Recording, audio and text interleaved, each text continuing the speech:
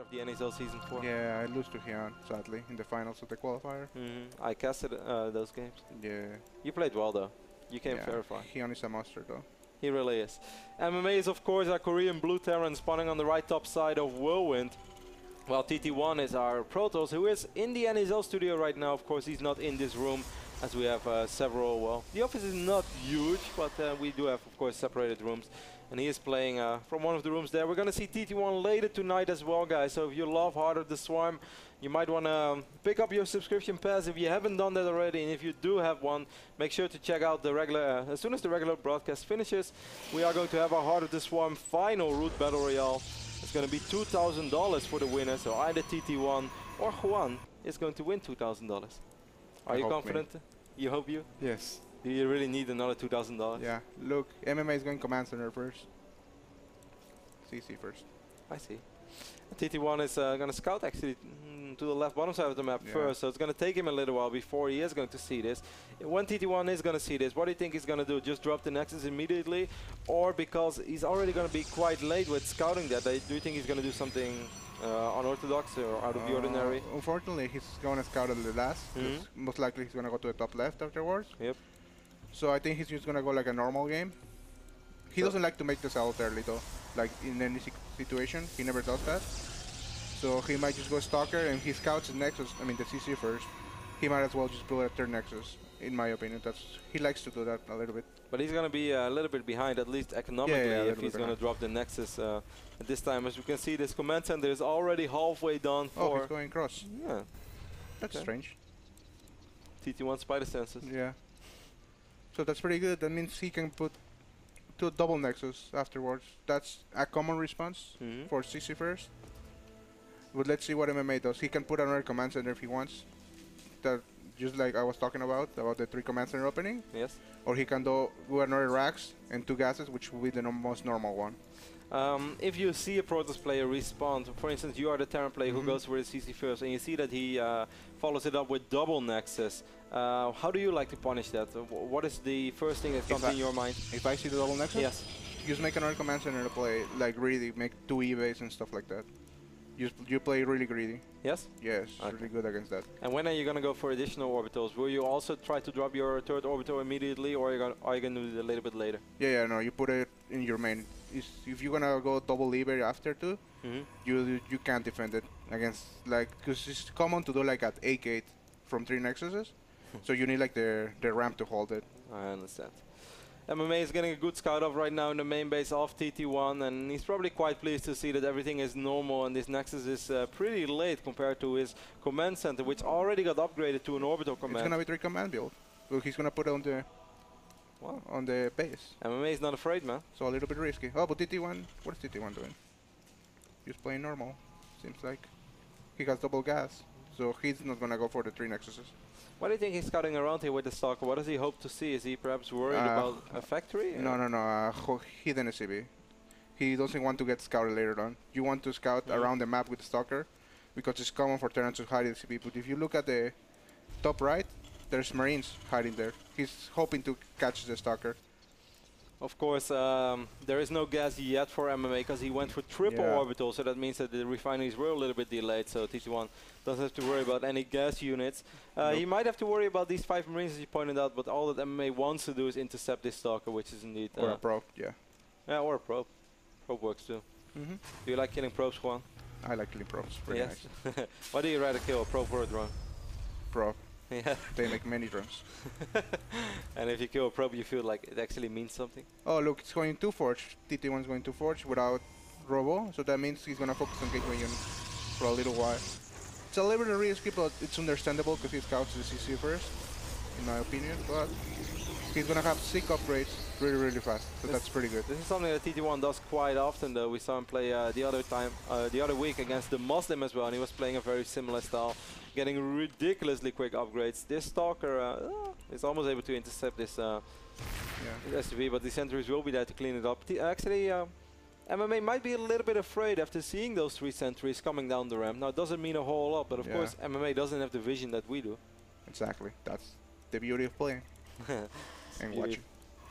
Twilight Council is being wiped in right now for TT1 as well. He's going to drop it in his natural, so Do you think he's going to go charge or blink first? Most likely blink. No? What do you think? Yeah, maybe blink, because he don't have the information about the command center, the third command center. But if he saw the third command center, then he should go charge. Yes. But he doesn't know about it, so he probably will go blink, but we shall see. And of course, the Twilight is going to help out his upgrades as well, as he's really working on it. He chrono boosted it a lot. He's not chrono boosting them right now, but he will most likely do it soon. If he feels a little bit more safer, as TT1 doesn't have a whole lot of information, and since he still did not wipe in a robotics facility, and then we do see Blink being researched first. We're right. It's a logical response, I think. If you feel in the dark, Blink is awesome in defending drops, of course. Charge is great in the open field. If you really go for the straight-on fight, Charge is a much better upgrade. But if you feel like you have to defend, if you feel worried, the Blink is a better upgrade, as your army is going to be more mobile. You're correct. Thank you, Juan. So he's making a robo now. And 4 more gateways. His upgrades are going to be pretty nice. But MMA also playing pretty nice. Yeah, no scan. Oh, he scans. Yeah. Now he's going to be really confused about this, because this is really odd timings for both structures, the facility and the Twilight Council.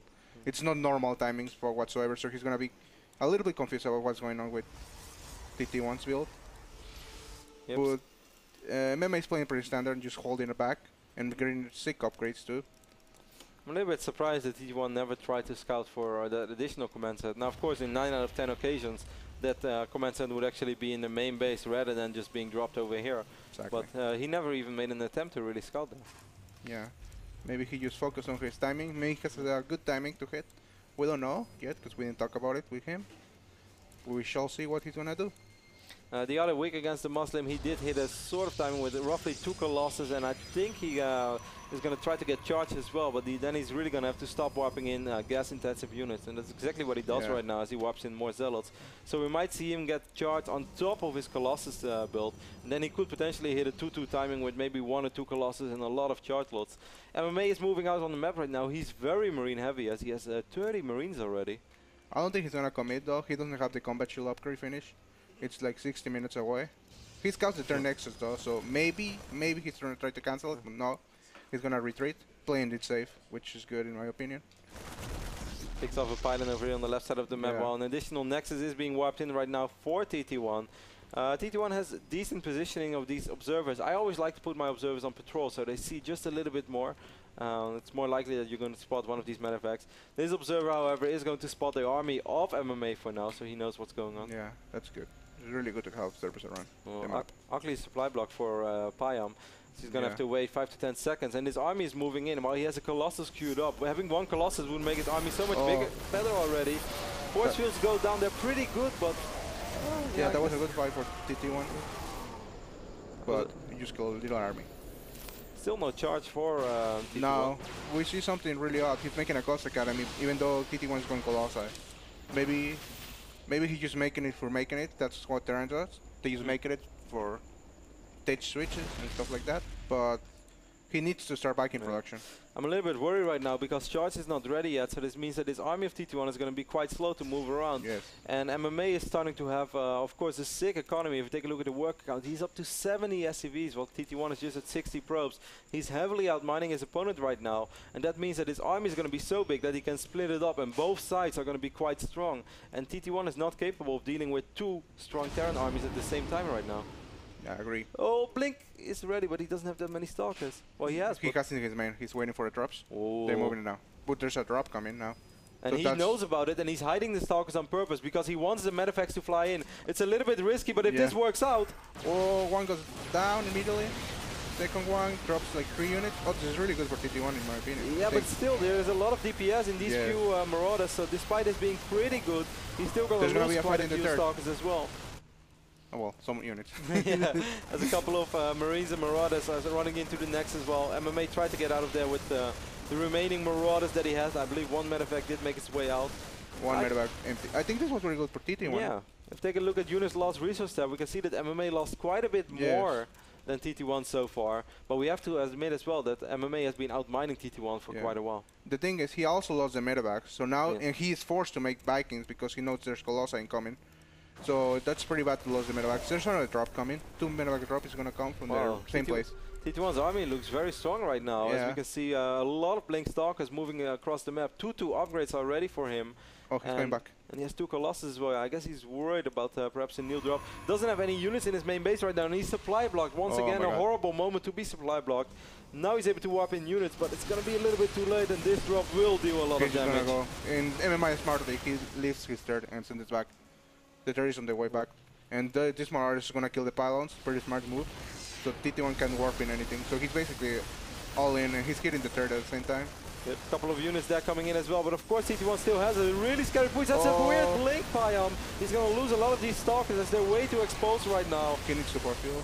He has energy? He got some energy. He goes back, but he can make units, so this drop did a ton of damage, like game-ending damage, I think. An insane amount of damage, and TT1 realizing that this is too much for him to bust right now, but by the time that he goes back, he's going to lose so much as well. This little hit squad over here at the third base of TT1 is dealing a ton of damage. This Nexus will fall. Well, great play by MMA. Yeah, a little bit unfortunate that TT1 was out of the map, but I think it was a really good game sense that he was going to move out, because he lost a lot of medevacs in the early drop, and he calls GG. I think it was such an unfortunate moment for Pyam to be supply blocked. Imagine, because he saw those 2 medevacs incoming for quite a while. He had a lot of gauge, he had a good economy. If he wipes in 6 stalkers while those medevacs are still 4 or 5 seconds away from entering the base, he shuts that drop down, and his push is still just as scary as before. Yeah, sadly, not enough mechanics. He got supply blocked. Is that it, Juan? Well, it was that and the fact that MMA had a really good game sense. He lost a lot of medevacs, right? Then he knows, okay, I don't have enough backings. Maybe TT1 is going to push me or play it really safe and don't attack. Most likely he's going to push me. So he push out and he leave everything open on the main. So he just dropped him. And, well, sadly he was supply blocked. But great game sense by MMA as well to send out units in that phase of the game, because that army, I really felt if they would just fight straight up on with all the units, I think that there is a logical chance that TT1 would have won, certainly with the upgrades he had. He had 2-2 already against the 1. Ready for quite a while against 1-1, I believe. It was the 1-1. 1-2? 2-1? Okay. Well, still better for TT1. Anyways, great game by MMA. That game was brought to you by Kingston HyperX. We're going to take a small commercial break, and after that, Juan and me will be back for game number 2 between TT1 and MMA, so don't go anywhere. Don't go anywhere, guys.